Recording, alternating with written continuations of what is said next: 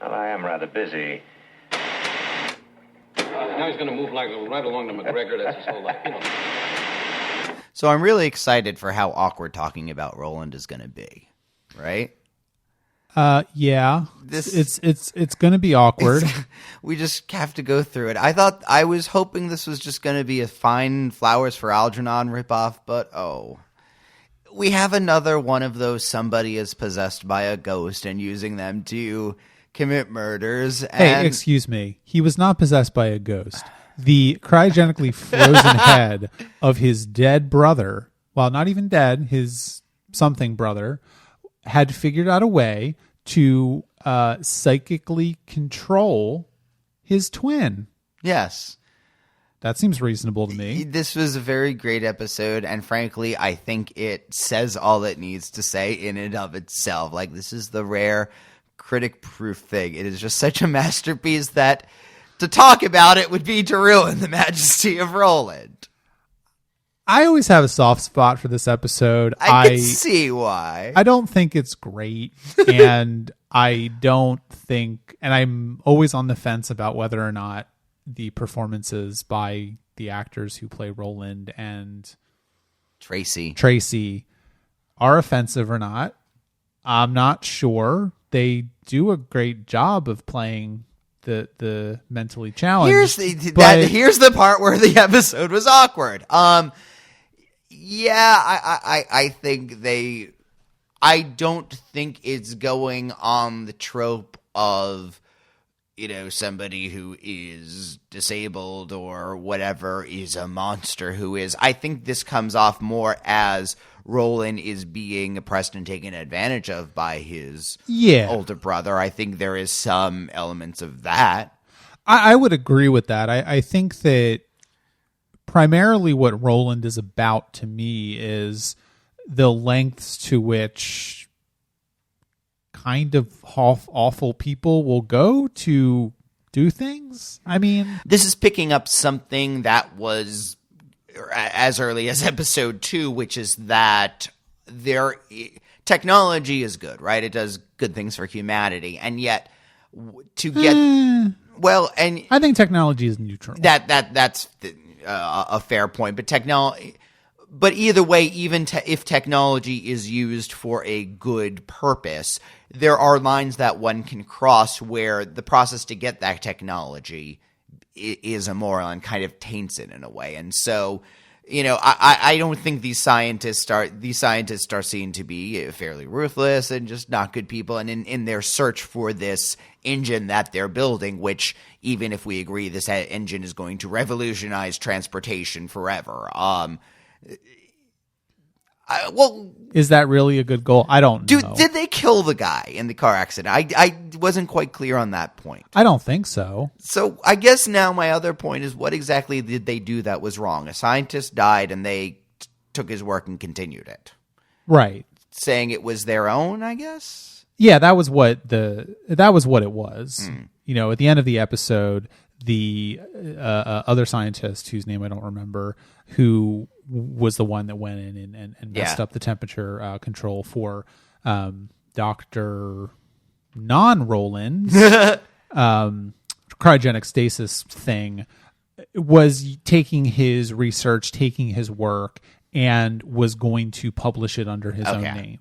That is not a good thing. Yeah. That is certainly unethical. That is a big no-no. That is not something that anybody should do. Now, of course, it's complicated by the fact that Dr. Not Roland was able to psychically project his will, his brain, his mind into the brain of his twin brother and continue his work. I don't know why he was murdering them necessarily. I guess just so pissed at. I mean, really, this whole thing could have been solved if they had published and said, with contributions from our late colleagues, Dr. Not Roland. Well, yeah, but I think that was kind of part of the point of the episode, of course, is that this doctor is not perhaps the most ethical person in the world.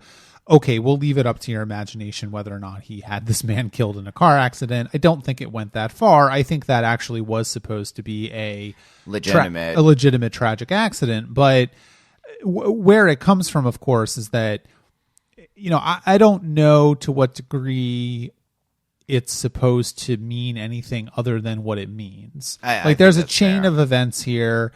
I don't think we're really supposed to think that any of these people are great people aside from Roland and Tracy.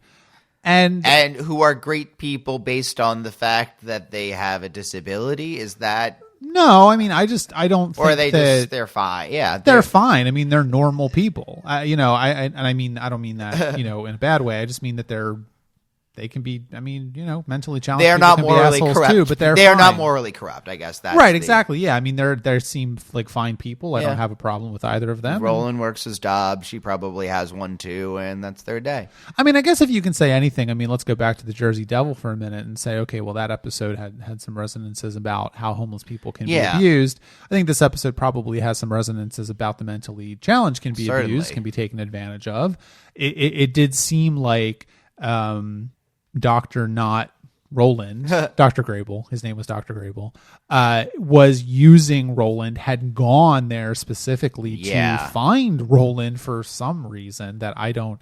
That's like the one part of the episode that I'm always kind of like, did he have this planned or something? Did he know that he was psychic and was going to be doing this? Yeah. Was he trying to... Because it's hard to say. I mean, you could look at this and say, okay, well, because the flashbacks complicate things. And obviously, Roland was wrested from his family at the age of 3. Yeah. He was sent to the home. He was ripped away from everything that he knew and loved, and Dr. Grable also lost his brother. Yeah. So perhaps Dr. Grable, he was a genius. He went off to Harvey Mudd. Did you pick up on that? No. Harvey Mudd? No. From Star Trek? Shit. Oh God. It was Harry Mudd in Star Trek, but it was a little bit of a joke. He went to Harvey Mudd. He's a brilliant scientist. He was working with everyone else to revolutionize jet travel. Yeah. And he decided that he had the ability to go and find his brother and help him out and get him this job. And, it's never really made clear if Dr. Grable actually told Roland who he was or not. I think that maybe we're supposed to interpret that as a charitable thing, as an altruistic thing. He missed his brother, wanted to help him out. Okay, fine. And then he dies, and then suddenly he becomes a supervillain. Yeah, that's the... there seems to be something missing there. And frankly, I think a lot of that is...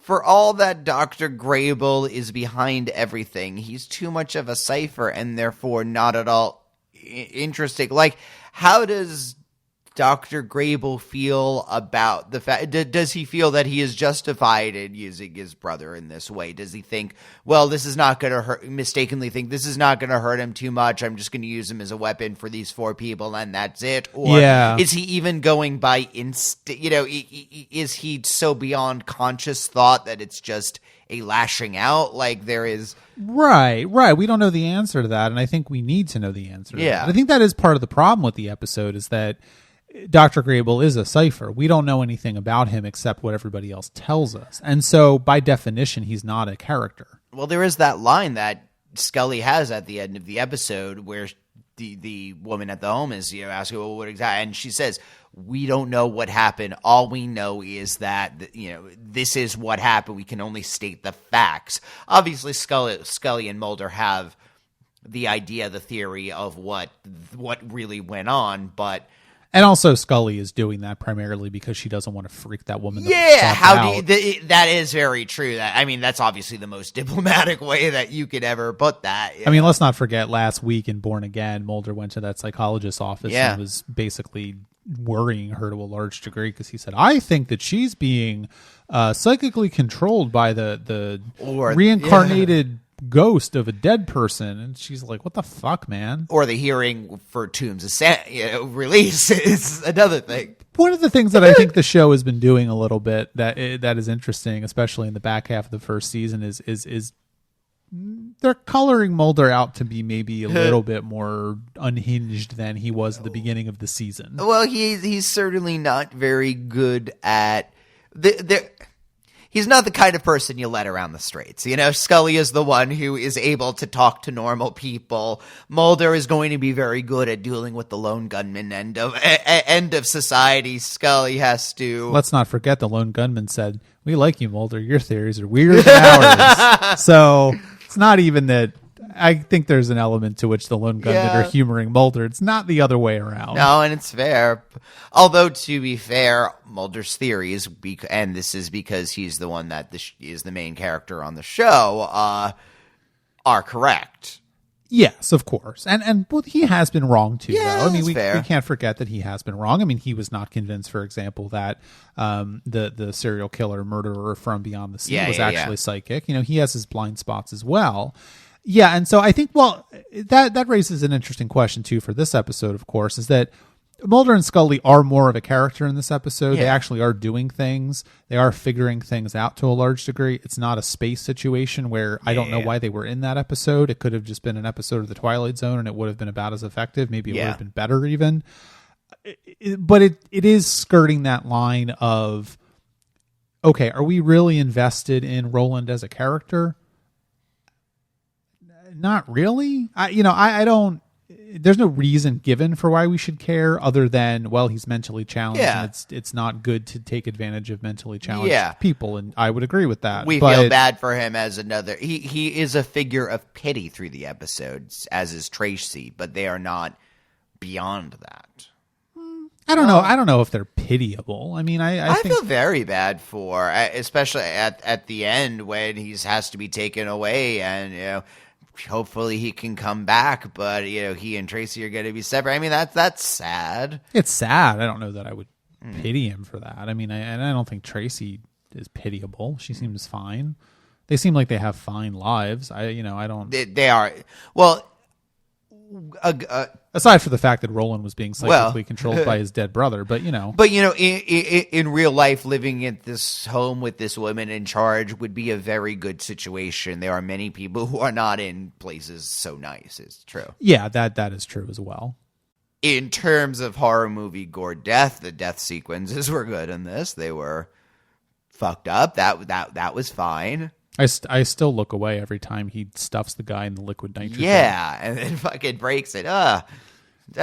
Foley artist went overtime. Yeah, no, I know. I mean, I think that the episode is well constructed. I think the mystery is about as interesting as it can be. I think that the mystery of what exactly is happening with Roland is a good one.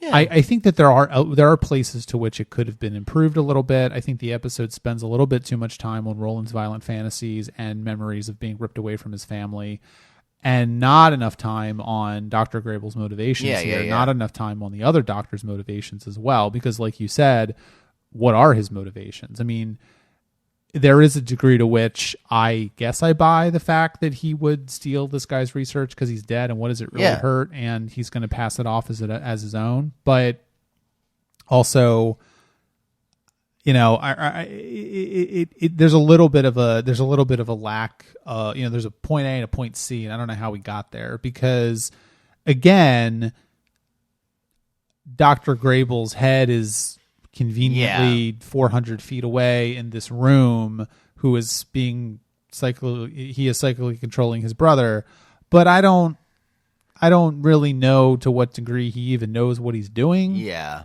And so it just comes across as a little bit the whole thing just comes across as a little bit unclear. Yeah, I think it just, I feel like there are going to be some episodes that are where they pick a few things out of a hat. Psychic cryogenics, mentally disabled brother, science, and like, okay, let's write this episode. I still don't think you understand how TV works. That's true. No, I kid, but I mean, I don't know. I think that sometimes, that's probably the case where they have an idea and they say, okay, well, I've got this idea, and then other things get shoehorned in there that don't really make a whole lot of sense. This is not intended to be one of the big episodes. Obviously, next week's episode, the season finale, is, if they were choosing between, resources to put on this episode and the next, it's obvious where it goes. I think this was just, we need another episode. All right, here we go. I guess that's right. Yeah, I don't know that I have much else to say about Roland. Let's talk about the Erlenmeyer Flask. Oh, the what? Erlenmeyer Flask. It's hard to say fast. Try it. The Erlenmeyer Flask. That's not fast. The Erlenmeyer Flask. There you go. I like how this episode was written with the possibility of no one watches the show and it gets canceled in mind. Because at the very end, the X-Files project is canceled. And if the show had been, stopped after this. It's interesting you say that. Why? Because that was not the intention. Huh. And actually, Fox was apparently very upset that he wrote the episode that way because they did not want people to think the show was being canceled. Okay, yeah, because obviously season 2, I assume, will begin with, well, how do we get the X-Files back? What's going to happen? We've lost our he's obviously said it. You don't know what's going to happen. I have no idea what's going to happen. The beginning of the second season is okay. I will just say this. Gillian Anderson was, I think, 4 months pregnant when they filmed this episode. Okay. So, which explains why she's wearing a lot of very loose jackety things. Yes. Okay. Because I was looking at, I love a lot of the 90s, professional fashion that she gets to wear, but it seemed particularly drapey. But anyway, okay. Yeah. So by the time the show comes back, she's like 8 or 9 months pregnant. So okay, they kind of have to find a way to. Wow, Scully, you did a lot of grocery shopping today. She doesn't get out of the car ever. She breaks her leg and she's just kind of stuck there. She goes for some reason, but she just sits there for a while. No, I think that's obviously, I think that's if I had not known that, I probably would have also thought that ending was that case as well. And yet it is certainly setting it up. Again, obviously it will work as a cliffhanger, I see. Yeah, because I think the Erlenmeyer Flask is, I like this episode a lot. I think the tension is very well done. The entire pace of the episode is very well done. And I also like the fact that it does bookend the pilot very well. Yes. I mean, it ends basically with the exact same scene as the pilot does. It ends in the way that the pilot promised, which was, well, the X-Files, the FBI wants to shut the X-Files down. Yeah. Here's this person. We want you to essentially get a case together for shutting the X-Files down. Go do that. Yeah. Skinner brings her into his office a couple weeks ago and basically berates her for not doing it. Now here we are at the end of the season, and they've successfully done it. I like that. I like that as a concept. I think it gives the actual first season of the show a nice storyline that wraps up while also setting it in motion for the second season. It gives it gives them a slightly different variant of the problem, which is that Scully and Mulder can find out all of the truth out there that they want. They could learn everything. They know a ton of stuff. Proving it and disseminating that information turns out to be the really difficult part. At the end of this episode, yes, Mulder has seen these tanks with the alien-human hybrids, right? But he has no physical evidence of that. If he had physical evidence of that, well, the FBI isn't taking his calls, so how can he let people know that? Which I think brings a different wrinkle to this.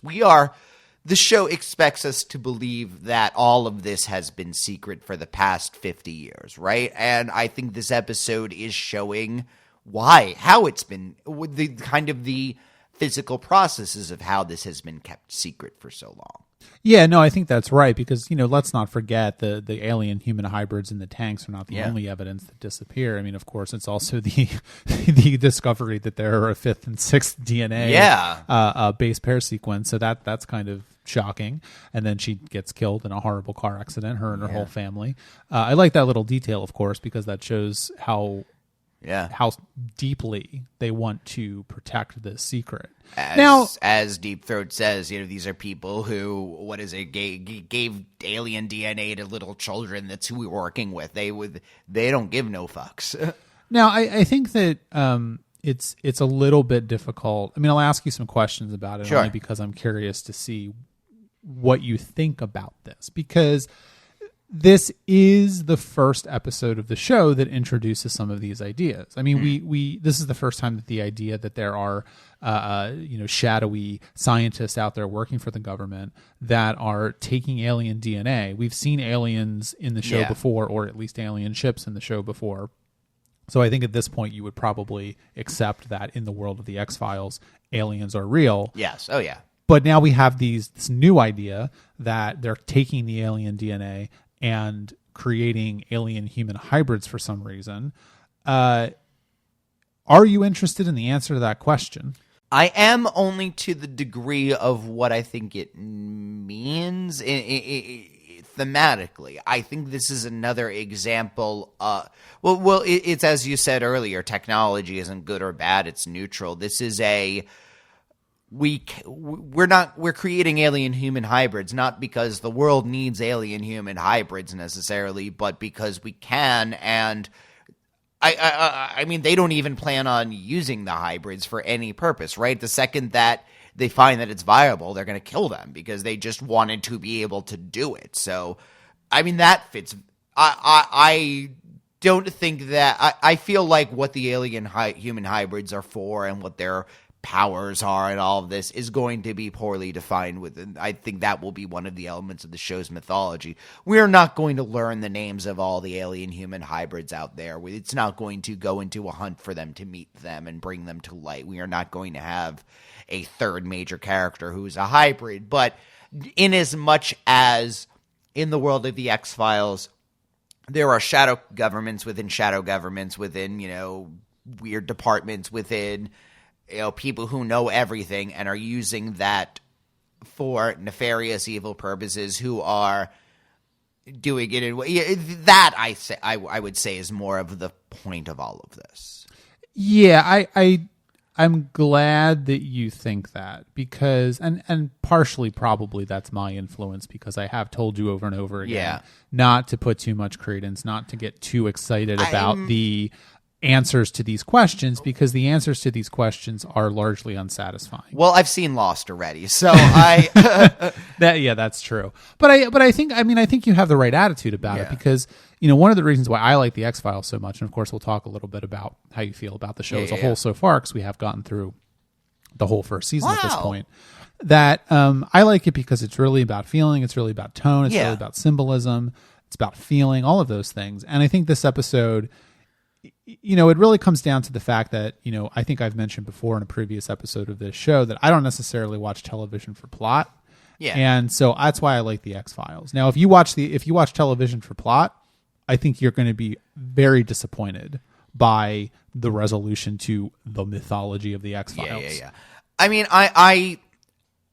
this episode made me realize I'm not even going to bother figuring out who everybody works for, right? Like, I don't think it's important what the cigarette smoking man's name is, or who what department Deep Throat is actually working. I'm viewing these characters as archetypal, right? The cigarette smoking man is the guy who knows everything. Somebody knows everything and is pulling all of the strings, and he is symbolized by this one character. Deep Throat is somebody who is trying to work within the system, somebody who is trying to support this while at the same time bringing it down, and who may get foiled and destroyed by that system. Now, I will say I will be very surprised if Deep Throat never appears again. They are bringing the actor, I'm sure, is coming back.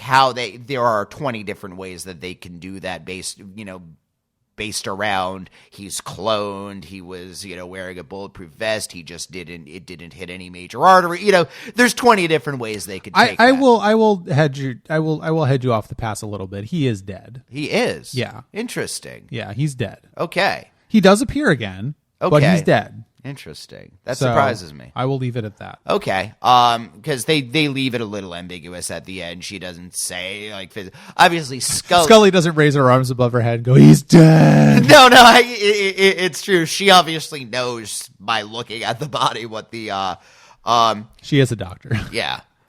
Skinner is somebody we haven't seen a ton, but I feel like he is going to be taken into the kind of company man archetype. In other words, he seems to me I don't think that Skinner gives a shit about whether or not there are aliens. He really just wants a nicer and nicer office. And if the person who's giving him a nicer office says there are aliens, but they need to be kept secret, okay, where's my office? That's kind of It's an interesting read of Skinner. Okay. Just leave it at that. All right. I think that you've got some right instincts about sort of the X-Files as a whole at this point, and I think that this episode does a good job of synthesizing everything that everybody likes about the show and doesn't like about the show. And I I do think that in general, it is much more important to engage with the ideas and tone of the show than it is about the plot. Oh, yeah. You know, because again, I've said, like, I think that the mythology, I think that the meta plot of the X-Files holds together pretty well until the 5th or 6th season. And then it just sort of falls apart. And we will certainly talk about that more as we get to that point, because I think that one of the things about the X-Files is, you know, we're talking about Star Trek Voyager on Trek About It, our other podcast right now. And, you know, I've always said that Star Trek Voyager is about 4 different television shows because it has 4 different showrunners. And so it does change its tone, you know, not, I don't think severely, but it you know, it doesn't become a musical comedy or anything. Aww. But I know you were very excited about Voyager. You know, but the X-Files has the same showrunner throughout the entire 9 years of the show, 10 years of the show, if you're counting the 6 episodes they did, you know, last year. But it does change. I mean, the show evolves. Location partially. Yeah, they change locations. I think the show comes into its own a lot more. I think you're already starting to see that. Yeah. The show is a lot more willing to have one-liners than it was early on in the series. I mean, one of the things that I love in this episode so much is just the interplay between Mulder and Scully and how it is becoming. That's why I like watching the show. Yeah, you know, they are. I could watch them read the phone book. I mean, I just think that they're amazing characters, and they're probably some of the best characters ever created for television. And you know, that line where she says, "Look, if this is Monkey P, you're on your own." You know, it's just they've got this relationship now. They've got this trust, and that's what this episode really comes down to me, is that they have been working together for a year, however long it's been. Yeah. And, you know, I think the pilot... Long enough to build them all. Well, long enough to build them all, exactly. The pilot was 92. This is 94. You can kind of elide that by saying, okay, well, it was a pilot, so whatever. Yeah.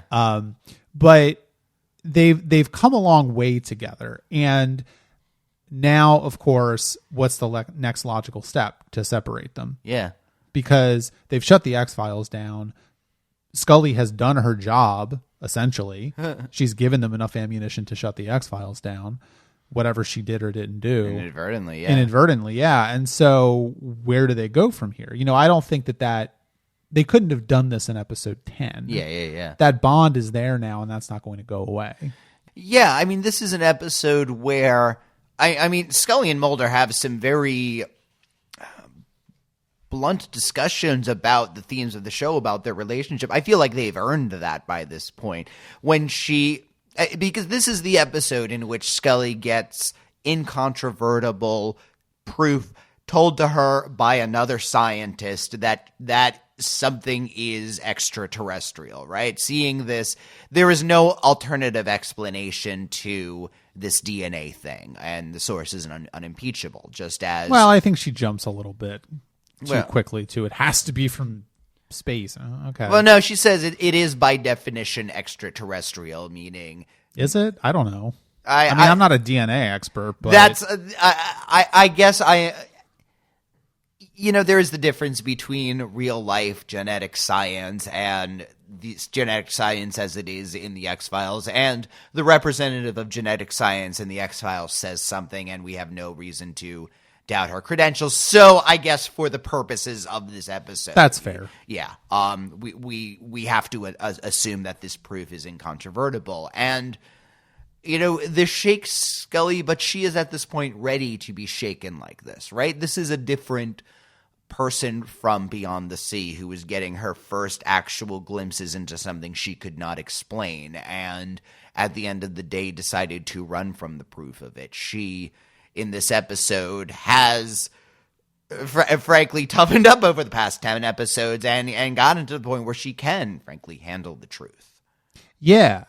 And I mean, you know, that's a good point. And also how ironic is it then that the show abandons that tagline for this episode? You know, it's trust no one now. Yeah. That obviously is not the tagline for the show forever, but that is the case where it's kind of an interesting juxtaposition. You know, the truth is out there. Well, yeah, of course it is. We know it is. And now Scully has been convinced of that. And so it has transitioned over from the truth is out there to trust no one because, okay, you know it's out there now. What are you going to do about it? Yeah, but I mean, the unspoken thing is this episode when she's talking with Deep Throat at the end and saying, I don't trust you, which, finally, but she and Mulder have that trust, I think. Well, because I think that oddly enough, Mulder is a bit more, a lot more credulous than Scully. Yeah. And Scully does not have we've talked before about how Mulder is he's a true seeker. He's on a quest.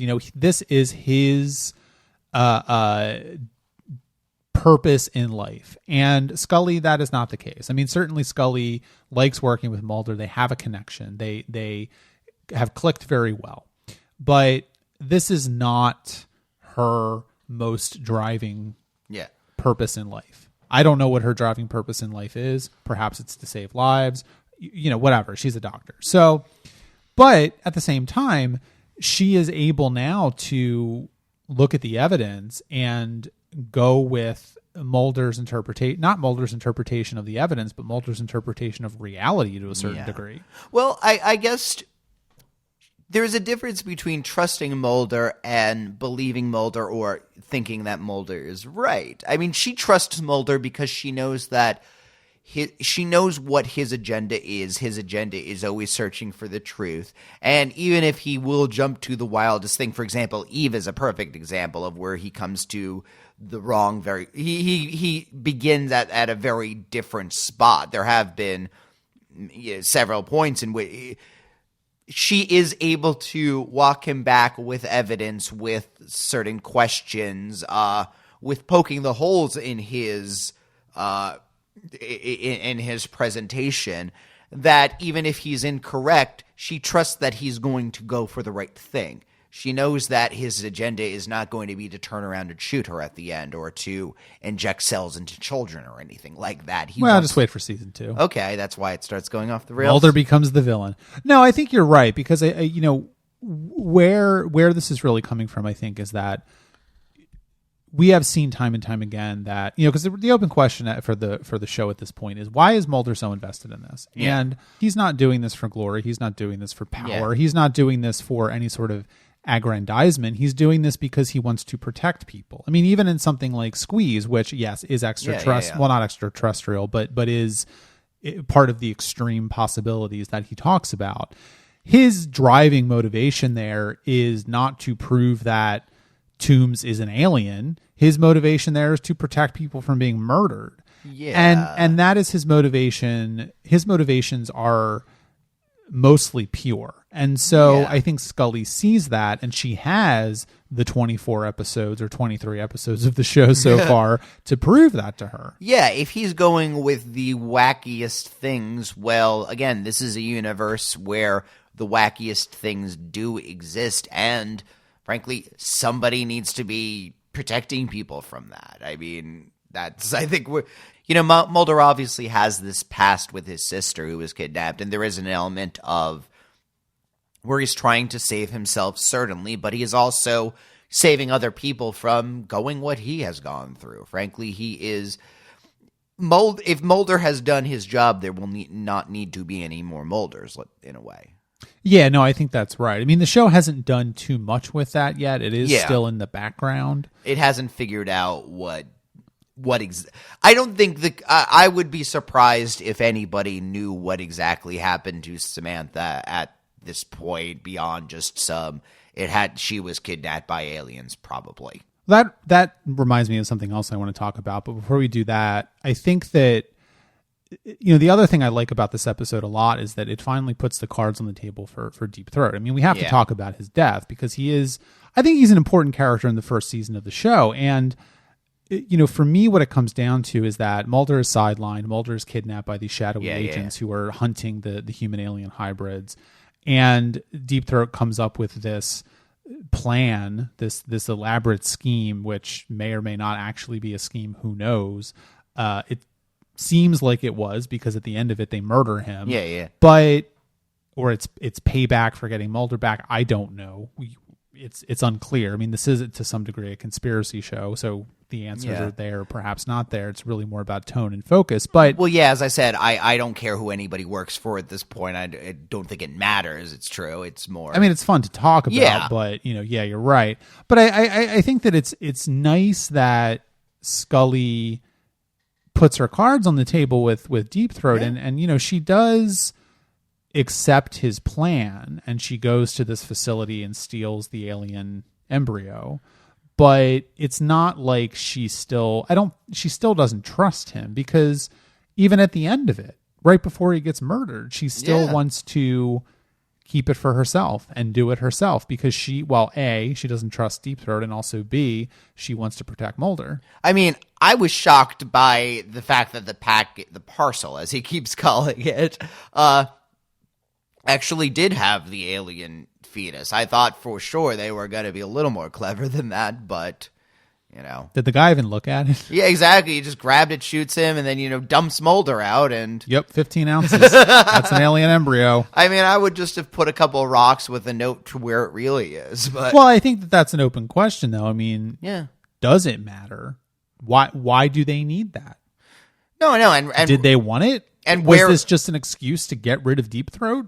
And where is it right now in the cigarette smoking man's, paper, cardboard warehouse? I mean, I think it's funny because as wonderful of imagery as that is, as lovely of a bookend is, that place is so much less secure, and both in terms of physical security and of storage security than the well, it is the Pentagon. Yeah, but it's also behind a door, and what I'm saying is the sample was in liquid nitrogen. It's in a cardboard file folder right now. Well, I kind of read that a different way. I think that that's just indicative of the fact that they don't really care because they have so much of it. Yeah, and that's it almost seems, especially given how both times we've been in this warehouse, it's been sets of stuff, right? Like, it's not like, it almost seems like he's getting a collection. This is one of several alien embryos, and he has a little spot right for it.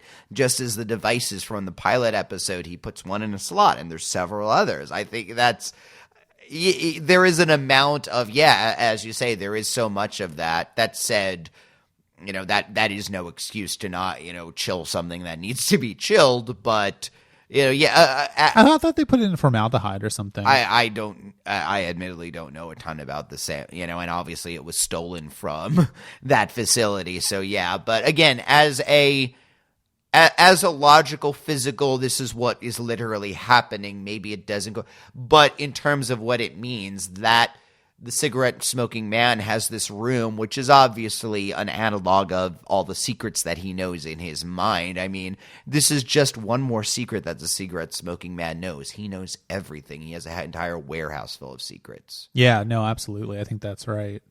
Well, I guess it's a good segue for me to talk about the other thing I want to ask you about this episode in particular, and sort of the whole first season as a whole is, one of the criticisms of the X-Files is that the mythology episodes, the whole meta plot of the series doesn't hang together very well. And while I think that's true, I also think it's important to place the X-Files in a time and place. Yeah. And, we've talked a lot about serialization on other podcasts that we've done.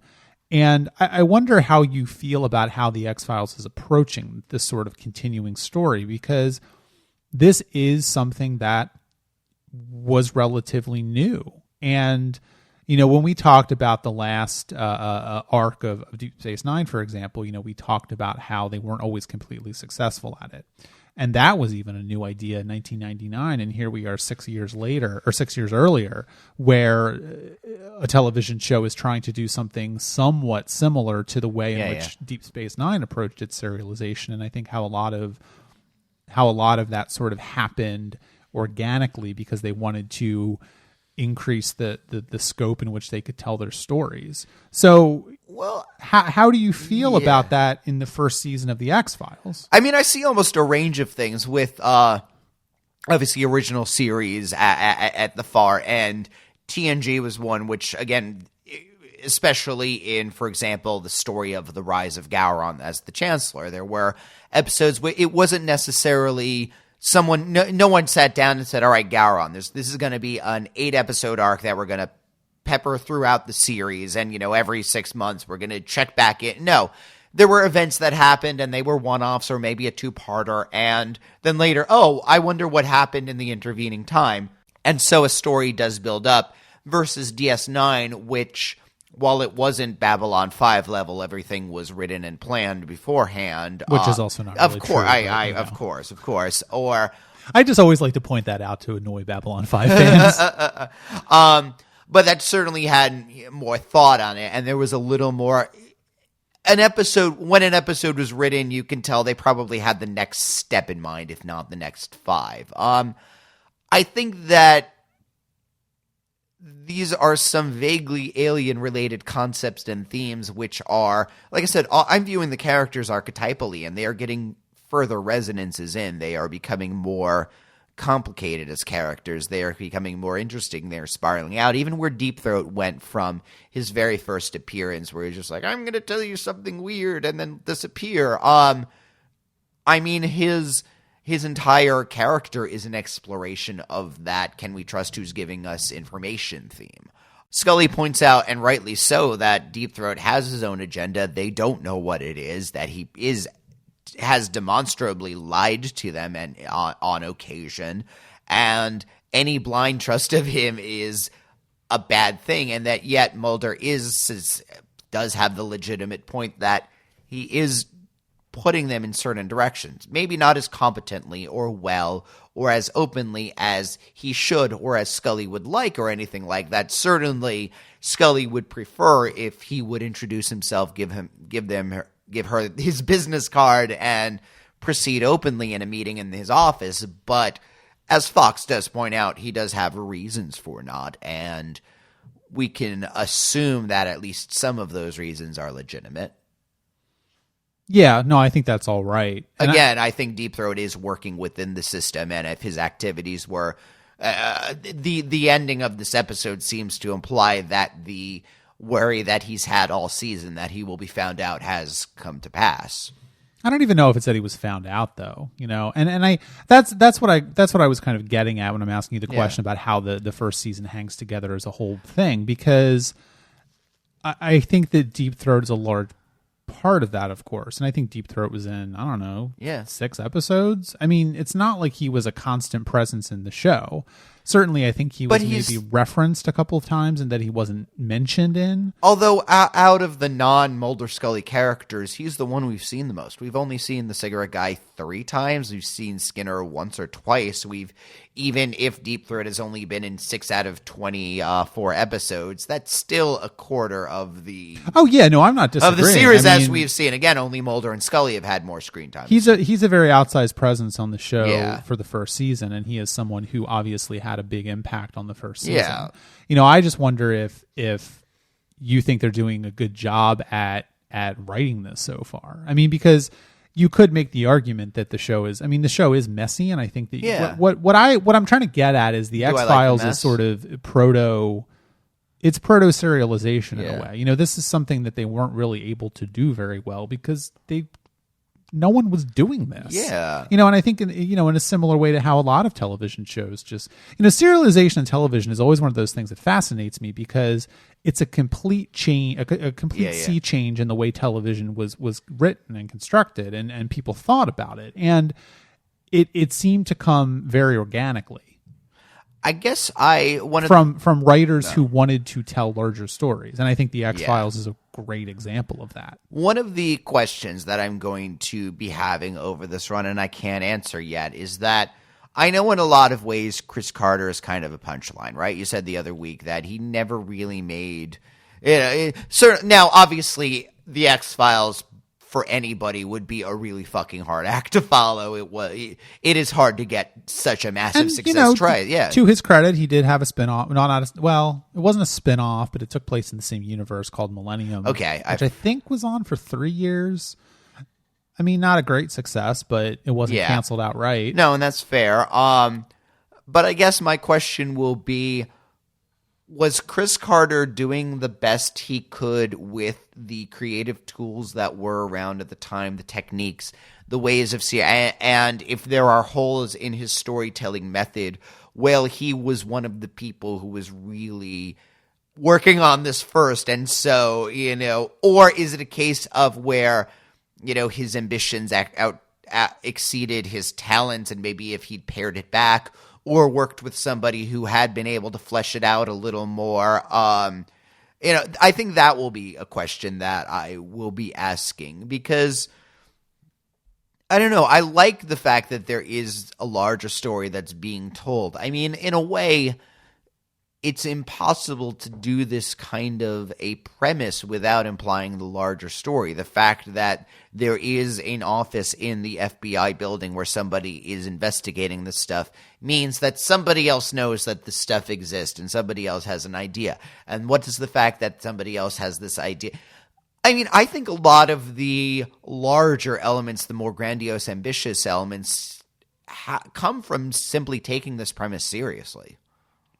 Yeah. If you're telling a story about contact with alien life that might not necessarily be friendly, or that there are certainly elements in the government who believe that the aliens are not friendly, may not be that friendly themselves. All of those, once you are dealing with these kind of large actors, these kind of, because these are, the antagonists are shadowy and faceless, right? They're the government and the aliens. We've seen a couple of people and creatures who represent both, these groups, but we don't have a face. Again, the cigarette-smoking man is the closest to the face of the government that we have right now. Yeah, that's true. And he's also on billboards, Yeah. which doesn't help. No, I think you're right, and I think it's just going to have to be a case of we'll have to see where it goes. But I am feeling a little better about it than I was at the beginning of this. I'm waiting and hoping for the quality to even out, because again, we have. You're gonna be waiting a long time. No, I know this is going to be a show where some days, you're just going to get the rotten lollipop out of the machine, right? This I don't know what that metaphor was. Some days it's just going to be a shitty episode, and I think I know one of our challenges that we generally try to do as critics on our shows is to find, well, even in a shitty episode, what's good about it? Why was this still entertaining? Was this worth watching? It's not fun to just bash. We could have spent 20 minutes bashing what a terrible episode Roland was, and yeah, and I have no interest in doing that, and I don't think Roland was a terrible episode. No, and again, there were things worth getting from that. So yeah, no, absolutely. I mean, it's certainly. I mean, even with an episode like Space, we try and find something. No, we can't. About it. We're not Ozzy Osbourne. We're not perfect every time out. So, we're not always successful, but we try. Damn it, we try. Well, we're just going to have to wait and see, and I'm excited to go into the second season of the show with you. All right, well, if you have any thoughts on either of the X-Files episodes we just watched, please leave a comment on the post for this episode of the podcast at tuninginshow.com. You can check out our Patreon if you would like to support our podcasting endeavors with a little bit of your hard-earned money. Please just go over to patreon.com/truckaboutshow, which coincidentally enough also supports our other podcast, Truck About. We are in the second season of Star Trek Voyager. We're talking about the episodes Projections and Elogium this week. Ooh. Twitter, Facebook, Instagram, we are there and ready to hear from you. Tuning in show is our username. And as always, please leave us an iTunes review for tuning in. It is the best way for new people to find the show. Next week, we kick off the second season of The X-Files by talking about Little Green Men. No, that's DS9, and it's a great one. And The Host. I think that was a TNG. The Mac, why do you...